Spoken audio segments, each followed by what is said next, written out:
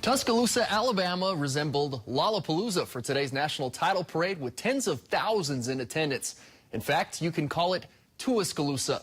Hey, thanks, Rob. I'm here with the man of the hour, DeForest Buckner, newest member of the San Francisco 49ers, reuniting with his head coach, Chip Kelly. Yeah. Now, for him to pick you after you picked him in college, what did that mean to you? He's been so good all season, but banged up shoulder, banged up ankle. That's really tough to overcome when you're facing an offense as explosive as St. Louis. That all being said, the Kahuku defense, do they ever not come to play in these big games? Nope. Especially when it comes to turnovers, right? With the strips. We saw that against Wai'i. Inside the 5-yard line, hold up the receiver, go after the ball, strip it. It seems like they always come with that Kahuku magic late in games especially. But St. Louis, so much offensive firepower. Mitchell Quinn, you're going to double him. Jonah Pinoque on the other side. They have a ton of wide receivers. Chevy Cordero, Marcus Mariota award winner, and now state champion. Ooh, all right. Rob, and the Rainbow Warriors win over UC Davis last Saturday. They were without one of their leading scorers, guard Brock Steptoe, who had to miss the game with a right hand injury. Now, stepping up in his place was senior forward Jack Purchase. Robert Garcia is a guy that brings it 88 to 92 miles per hour. You would think, looking at the stats, that Brendan Hornung would be the flamethrower in this game. Not the case. Folks, it's that time. Domino's Rising Star. We're back with the man, Coach Brian Taylor. And this week, we've got Kauai and Kapa'a doing battle. And the Warriors feature a back on the Garden Isle who is plant and go. What separates St. Louis, too, is that defense. And the only team to give them problems was Narbonne from California. Yes. That's the speed that they had on the outside, gave the defensive backs from St. Louis a little bit of problems. So they can't take anything lightly tonight against the Aggies. They need this series victory because looming later in the schedule, Cal State Fullerton, UC Irvine, Long Beach State. It's a pretty backloaded schedule. It's a new era here at St. Louis with departed quarterback Tua Tagovailoa already enrolled at the University of Alabama. Now the next star along the slopes of Kalaipohaku is just a sophomore. Defensive tackle Fa'atui Tuitele. I think it was to be expected because of that game against UC Davis where they won the Big West title, the #1 seed. I think you get a little bit of an adrenaline dump coming back 2 days later to have to play at Long Beach State. They had a really tough night with the refs. Long Beach State doubled them up in free throws in the second half, and they made more free throws than UH attempted. So any night like that, you're going to have some problems. But they've always rebounded well from losses, so I expect the same moving forward. He called it last night on the news. Yep, with Joe Moore. He called it. I'm not going to take credit for it. So I know, but you did call it. Yeah. Really? By an edge, just for that reason. Rob, sometimes life doesn't follow the playbook. Uno quarterback Stephen Barber was ready to carve up the state this fall when his family got some unimaginable news. See, back in September, after struggling with illness for a few weeks, Stephen's 8-year-old brother Noah was diagnosed with leukemia. Now, Stephen still played this season. He played for himself to get some peace of mind, for his family, and most importantly, he played for Noah, who's still fighting his battle with cancer as we speak. Well, it first started off with him going to the doctor for different reasons. A lot of them, they thought it was him being possibly pneumonia, possibly a bad cough, and then eventually one night he wasn't doing so well, so early in the morning they had to take him to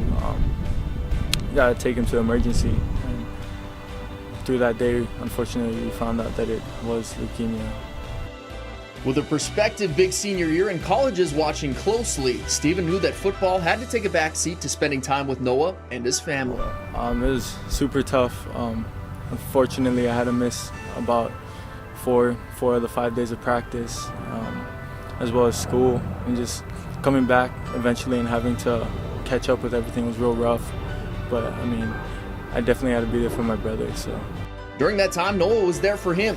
With the Barber family heartbroken, Noah kept his great sense of humor through weeks of chemotherapy.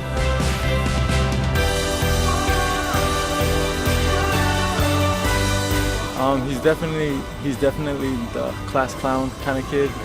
He's always joking, always dancing, funny faces, funny voices. He just always brings smiles to people's faces.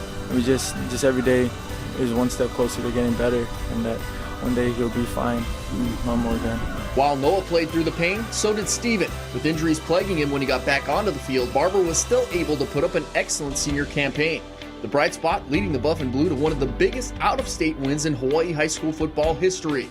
A 56-42 thriller over California powerhouse Sarah High School. In 110-degree heat, Stephen played the game of his life through cramps, throwing for 326 yards with 6 total touchdowns, including a 99-yard run to put the game on ice. When we did find out that he was sick, I had him every game. He'd write his name on my arm. Just knowing that my pain was nothing compared to what he was going through really just helped me push through it and kind of just ignore it. The Punahou family also helped out. The sons of Oahu were an extra set of brothers to the family, while mom Rosalind had to quit her job to take care of Noah, and dad Steve Sr. had to take off of work to help provide care. The first day that I first got back, like I was in the middle of campus and just one guy came up, yelled my name, hugged me, and then a bunch of the football players ended up, it was like a giant group hug, which was really nice. Just knowing that I have love and support here just really helped me come back to school and get through the tough time. And you can help the Barber family as well. A link to their GoFundMe is on the sports page of our website, khon2.com, and can be seen at the bottom of the screen. For Cover 2, Sam Spangler.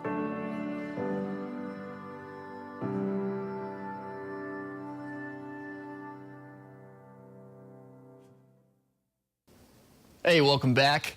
In the poker game of Texas Hold'em, the River is the final card drawn by the dealer. Now, it's a prayer for players with their back against the wall.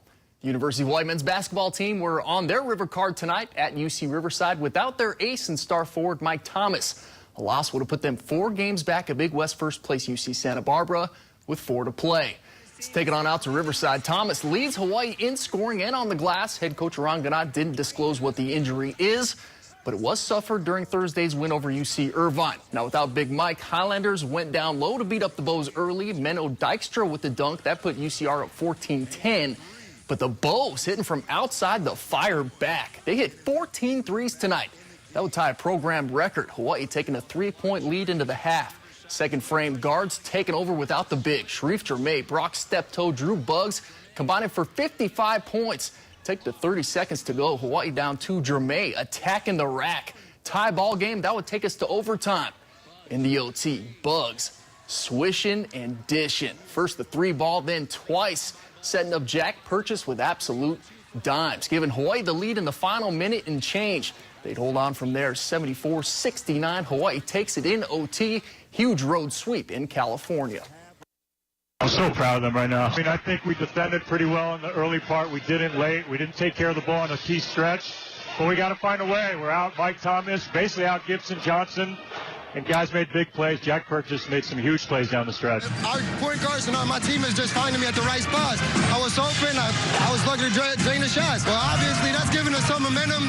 Losing 5 games, it's not easy. We got to find a way to rally back, and that's what we did this weekend. It's big coming up to California and getting a road sweep. Here's a look at the Big West standings after Saturday's action. 6th place Hawaii returns to Manoa next Thursday, hosting 5th place Long Beach State. Back home at Stan Sheriff Center, the Rainbow Wahine Hoops team got a nasty taste of why UC Davis is top dog in the Big West. Aggies running away with this one. 68-56 the final. Now at 10-15 and 3-9 in the league. Hawaii's 8.5 games back of first place.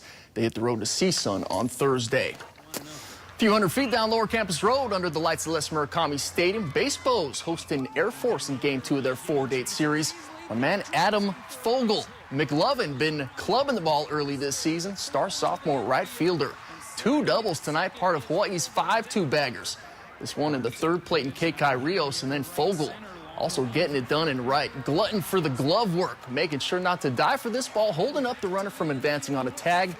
Bows would take this one 4-1 the final. Hawaii and Air Force have a doubleheader tomorrow. That starts up at 1 o'clock in Manoa. Yancy Medeiros. 70.5. Taking over to the Octagon. Main event between Makaha's Yancy Medeiros and Donald Cowboy Cerrone is locked in tomorrow after both fighters made the 171-pound limit today. Yancy, who beat the Brazilian Cowboy Alex Oliveira back in December, is looking to become the Paniolo Pounder. But as always, gracious, Medeiros giving Cerrone a gift of a Paniolo hat today at the weigh-in. Now tomorrow the handshakes will become fisticuffs when Yancy goes toe-to-toe with one of the biggest stars in UFC history. Main card gets underway tomorrow at 4 o'clock Hawaii time. Now the main event is the 6th fight on the slate. That will probably get underway about 6 o'clock. No pay-per-view, so you can catch the action live on Fox Sports 1. Wild title night out in Waipio. HHSAA Boys Soccer Championship games. We start off in Division 1. Neighbor Island final for the first time in tourney history. Hawaii Prep in Baldwin not the only first. After playing to a draw for 87 minutes, check this out, folks. A lightning delay postponed the match. A meeting between the two teams led them to declaring co-champs. Baldwin and Hawaii Prep, your first ever co-soccer Koa Trophy winners in state history, both sharing the neighbor island's first D1 title. And in Division II, it was Kamehameha Hawaii and Kapa'a doing battle 2-2 in extra time. Kamehameha with the penalty kick from point-blank range. Jonathan D'Amata not missing that one, finding the twine in the right corner of the net. That would be all she wrote. Big Island boys hosting the Koa Trophy for the first time in program history. 3-2 Warriors, the final. All right. Thank you very much. We got to go. Thank you for being with us. We'll see you again tomorrow. Good night. Have a good one. Aloha.